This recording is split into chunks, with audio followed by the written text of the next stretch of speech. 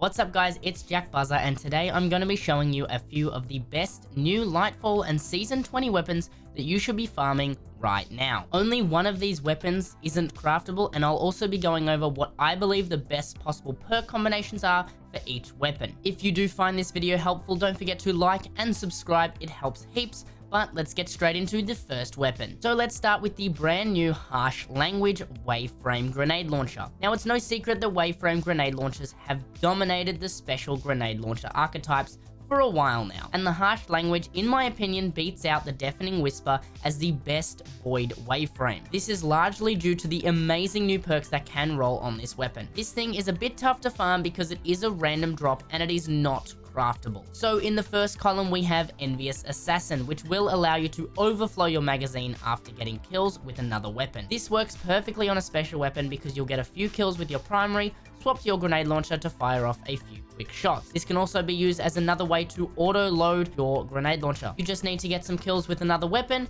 so it loads the magazine. This is probably the best perk in the first column. In the second column we have a few great perks like Adrenaline Junkie, Unrelenting, and Golden Tricorn. However, I believe the best two perks are Repulsor Brace, which will give you a 50% damage resistant Void Overshield whenever you defeat an enemy with a Void debuff. When you combine this with the artifact perk Volatile Flow, making enemies volatile is a Void debuff, so you'll be able to have an insane amount of uptime on this damage resistance. You can also combine this with the Void Fragment Echo of Instability, which will give you volatile also. If you want volatile rounds without using the Void subclass or the artifact perk after Season 20, destabilizing rounds will cause nearby enemies to become volatile, giving you the amazing Void Ad Clear on any subclass. The second weapon I've been loving for my Strand builds is the Synchronic Roulette, Strand SMG that can be obtained from Terminal Overload, which can be found in the bottom right of the Neomuna map. It is a precision frame SMG that has a new perk, Hatchling, in the second column, which is pretty much the only perk worthwhile to pair with Strand builds. It features the new Origin trait, Nanotech Tracer Rockets, which fires a small rocket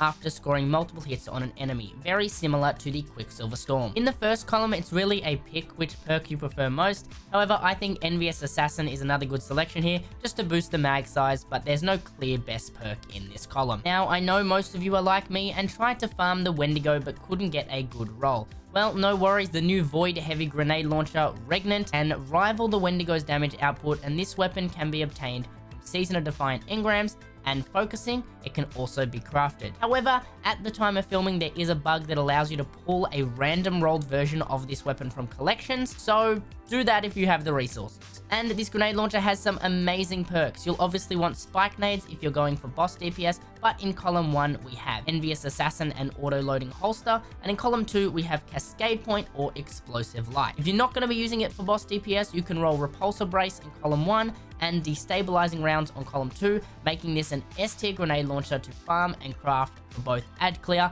and boss DPS. Snipers have always been in a weird spot in the DPS meta, but this aggressive frame sniper rifle, the Volta Bracket from Neomuna, can roll with all the perks required to make this a top tier special DPS option, just in case you run out of heavy during a boss fight. So in column 1 we have Triple Tap, which is always a great DPS option to get extra bullets in your mag without needing to reload, and in column 2 we have Firing Line, just in case you've got a fire team that is going to be dealing DPS from the same location. And the final weapon on this list is the Iterative Loop, which is a rapid fire frame fusion rifle from Neomuna, and is another top tier special weapon for both general play and for ad clear. Being able to roll with Compulsive Loader in the first column and to pair with Volt Shot in the second column works perfectly together, allowing you to rip through groups of ads. And those are my picks for the top 5 must-have weapons from Season 20.